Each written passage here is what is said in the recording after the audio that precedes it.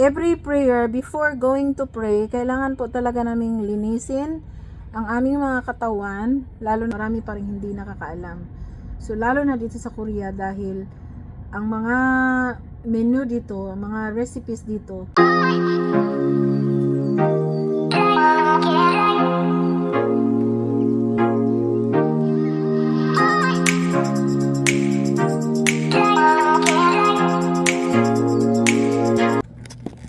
ayan, wala kasi tayong tripod. So, continuous po ang ating topic. So, since nabanggit po kanina yung sala or prayer, so we are Muslim. We are doing prayer 5 times a day. So, isa yung sa yung sa madaling araw, yung Fajr prayer or morning prayer. So, nasa ano po 'yon? Depende sa kung anong oras sisikat yung ang sunrise. So, kagaya ng sinabi ko today, 5:18. So, bukas naman, mas maaga, 5:16, parang ganun.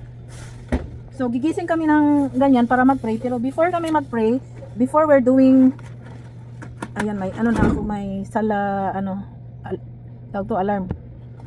So, before doing our prayer, so, whether morning prayer or duhur, yung duhur ay nasa mga 1 o'clock.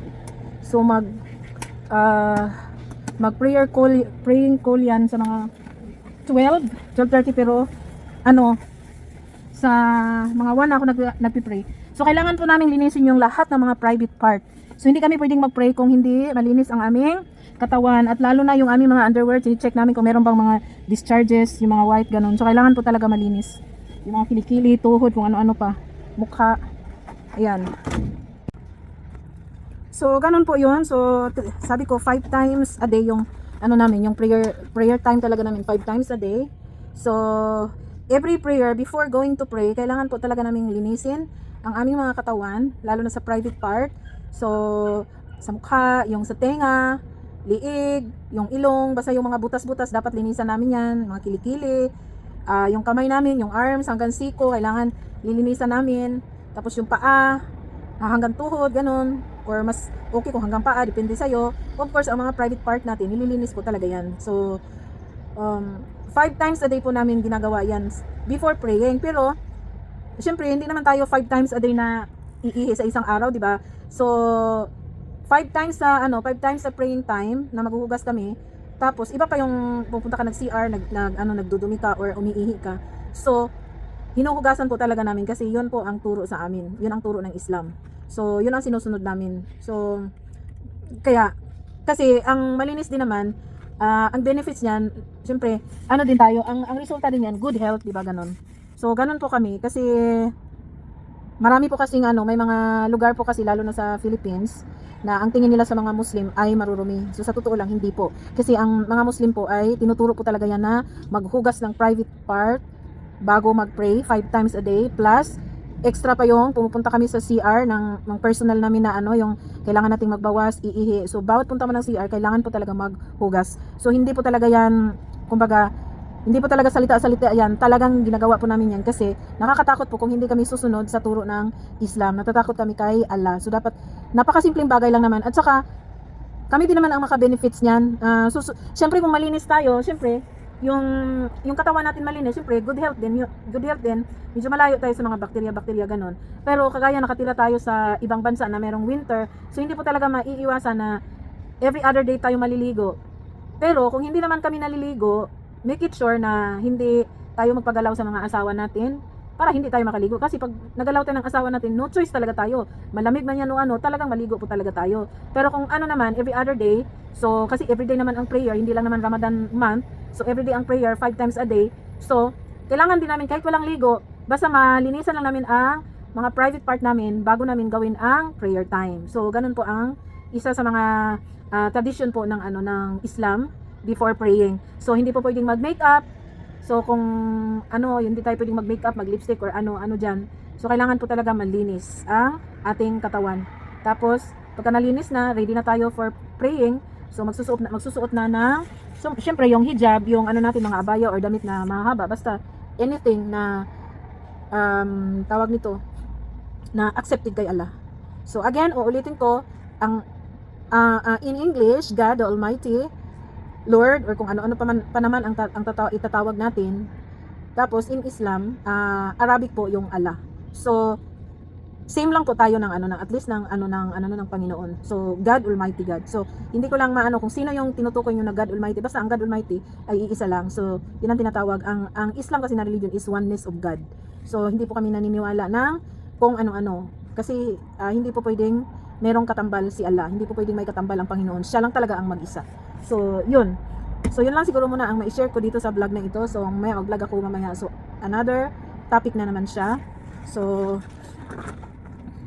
pahabol po, may magi-explain lang ako sa gusto ko lang i-share yung about sa pork. So paumanhin po, stakfirullah,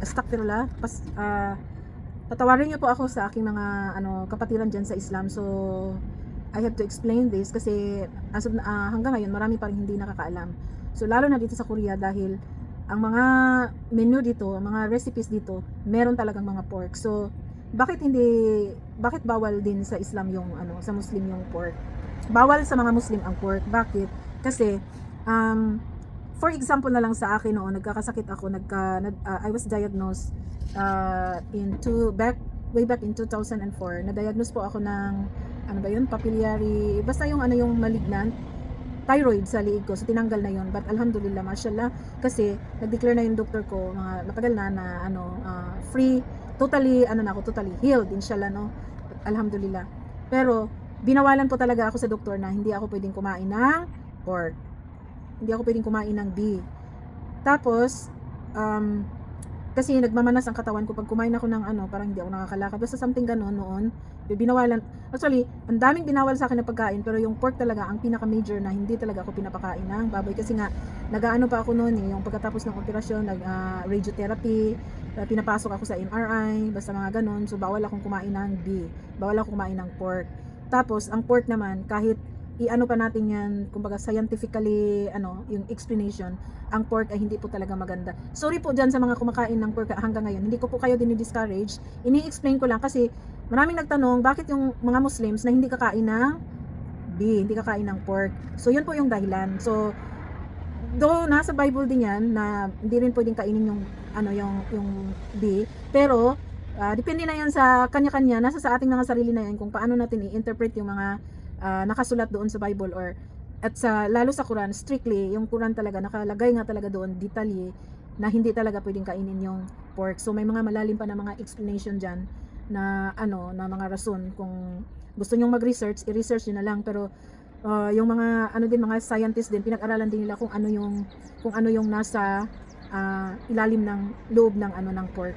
Kasi ang pork kasi sa pagkakaalam ko, kahit i-boil mo initin mo yan mo yan ng mainit na hanggang 360 degrees, yung bacteria niya hindi po talaga namamatay. At saka yung iba, may mga na-experience na din na yung 'di ba uso sa atin yung lechon, kasi pag nag-party sa atin, pag walang lechon, hindi siya social.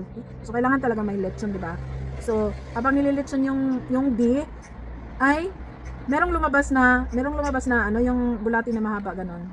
So isa yun sa nagpapatunay na meron talagang mga bakterya, may mga tawag nito na mga tiny particles na hindi talaga nakikita yan, na makikita lang sa microscope or at kahit sabihin na hugasan pa natin ng todo, lagyan pa natin ng suka, kung anong gagawin natin, man natin yan sa mainit na mainit, kahit 360 degrees, mas nabubuhay po ang bakterya. Kaya hindi po sa Islam strictly hindi po talaga, bawal po talaga yan. So yan, mga isa sa mga talaga major sa mga forbidden sa Islam talaga.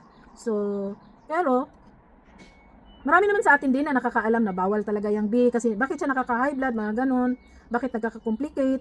Pero nasa sa atin naman, it's a choices natin yan. So walang problema diyan. Pero sa amin talaga sa Islamic sa Islamic teaching or sa Islamic religion, para sa aming mga Muslims, bawal po talagang bawal siya. So wala pong any explanation na consideration, mga ganon. Basta pag sabing bawal po talaga. At saka ulitin ko na, sabi ko na to sa previous vlog ko, na hindi lang yung beef ang hindi namin pwedeng kainin, pati yung mga chicken, beef, goat, mga ganon, pag hindi siya na sumbali. So kailangan po siya talagang magiging halal muna bago namin kainin. Kaya kami as a Muslim dito sa South Korea, hindi kami bumibili ng mga yung mga red meats, mga ganon sa public market. So doon kami bumibili sa halal, mga halal slaughter, merong ganun eh, yung bintahan ng mga, yung mga karne ganon.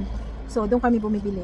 So, yun lang siguro, siguro na-share ko na, at least na-share ko ng konti, no, bago man lang magtapos itong Ramadan. So, at saka next time naman, siguro ay ang about hijab. So, stagfirullah, hindi tayo naka-hijab ngayon. Pero, sana patawarin tayo ni Allah.